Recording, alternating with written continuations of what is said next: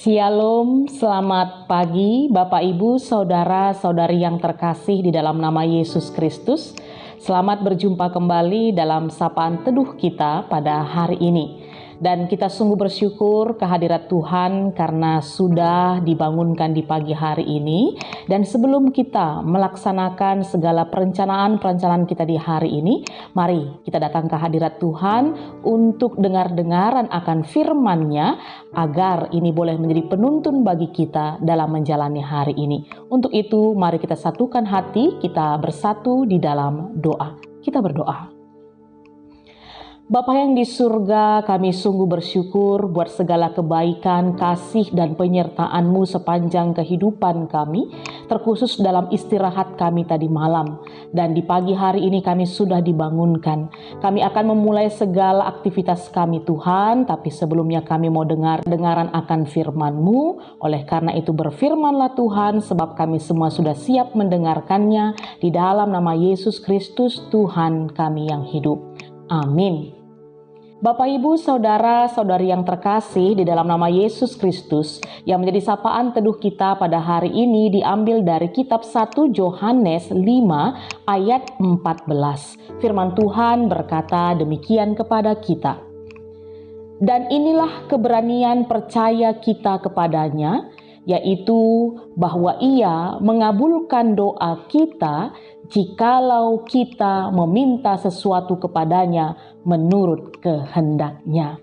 Ya, Bapak, Ibu, Saudara-saudara yang terkasih, iman kita mengajarkan selalu kepada kita bahwa doa merupakan salah satu sarana yang Tuhan berikan kepada kita untuk berkomunikasi dengan Dia. Doa adalah tempat kita untuk memuji Tuhan, memuliakan Tuhan. Doa adalah sarana kita menceritakan apa yang kita rasakan, apa yang kita pikirkan kepada Tuhan. Doa juga adalah sarana kita mengungkapkan apa yang menjadi harapan-harapan kita dan juga rentetan-rentetan permohonan kita. Dan kita juga sering mendengar bahwa ketika kita berdoa, paling tidak akan ada 3 jawaban yang kita dengar dari Tuhan.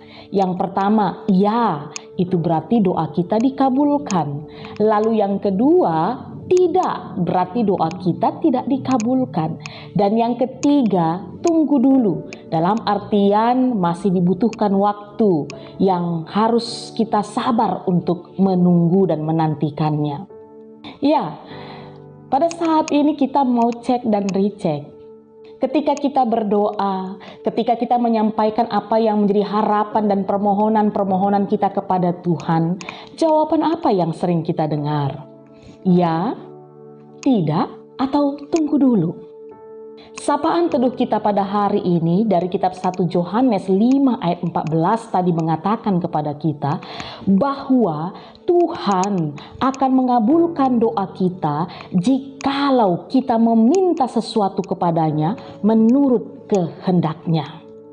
Nah, jelas sekali firman Tuhan mau mengingatkan kepada kita bahwa kita harus mengkoreksi doa-doa yang sering kita naikkan, yang sering kita panjatkan kepada Tuhan. Terkhususnya tentang apa yang menjadi harapan dan permohonan kita. Sungguhkah sudah yang kita minta, yang kita mohonkan itu adalah kehendak Tuhan? Atau justru yang terjadi sering selama ini adalah kita memaksakan kehendak kita? Memang benar, sering sekali kita dalam ending doa kita berkata, bukan kehendakku yang jadi Bapa, tapi kehendak-Mu lah. Lalu tiba-tiba penantian demi penantian, kenapa doa kita tidak terjawab, tidak terkabul-kabul juga, yang ada kita frustasi, yang ada kita marah, yang ada kita sedih, kecewa. Dan akhirnya malas untuk berdoa, malas untuk kembali bermohon meminta kepada Tuhan.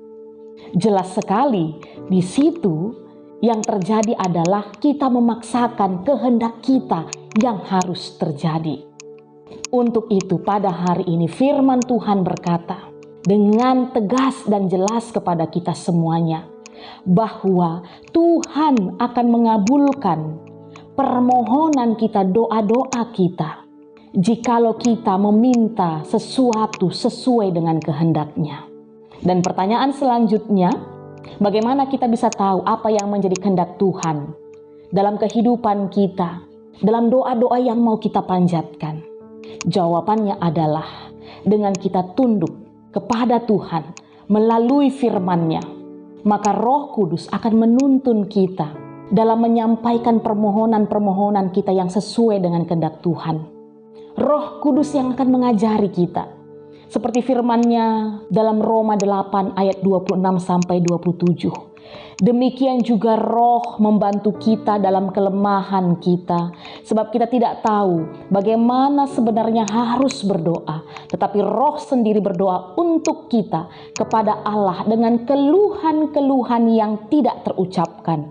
Dan Allah yang menyelidiki hati nurani mengetahui maksud Roh itu, yaitu bahwa Ia sesuai dengan kehendak Allah berdoa untuk orang-orang kudus. Ya, Roh Kudus yang mengenal dan yang mengetahui apa yang menjadi kehendak Bapa.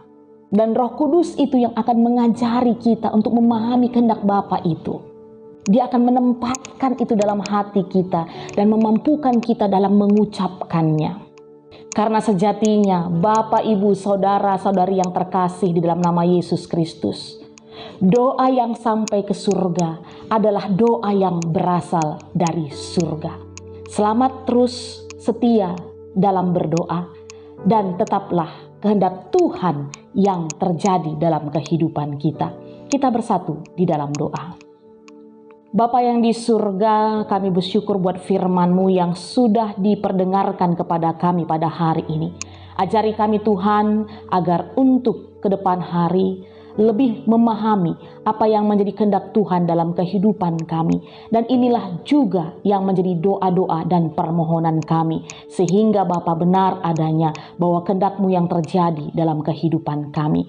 Dan pada doa syafaat ini Tuhan, bersama kami mau berdoa buat anak-anak Tuhan yang berada di GBKP Runggun Samarinda dan juga GBKP Perpulungan Sangatta. Tuhan yang tetap berkuasa, yang tetap memberkati baik pandita kami, baik pertua, diaken, nora, naras, dan seluruh anak-anak, agar kiranya Tuhan tetap diberikan kesehatan dan semangat dan kesatu hatian dalam melakukan pelayanan-pelayanan di tengah-tengah gereja-Mu. Berkati juga Tuhan detaser, guru KKR, para pengurus-pengurus, agar juga tetap dengan hati melakukan pelayanan bagi seluruh umat-Mu. Dan seluruh jemaat-Mu juga Bapa, apapun yang pada saat ini yang sedang terjadi dalam kehidupan mereka, baik suka, duka, sehat, sakit, mari Tuhan tetap urapi anak-anak-Mu ini. Ajari mereka Tuhan dalam setiap musim-musim kehidupannya, senantiasa hanya mengandalkan Engkau Tuhan kami. Dan kami percaya